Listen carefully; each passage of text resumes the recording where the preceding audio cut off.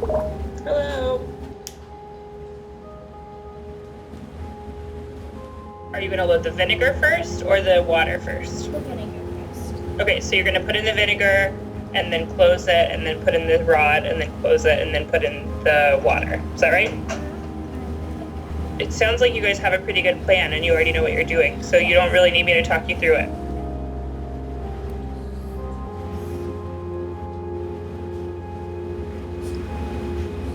So go nice and slow so the air has plenty of time to get out so we have room for all of it.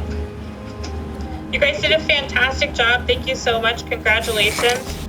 And next up, this goes to space, right? Which is really cool. So I'm excited. Hopefully you guys will have some rust from space here in a couple weeks, okay? Thank you. Thank you. Bye, guys. Bye.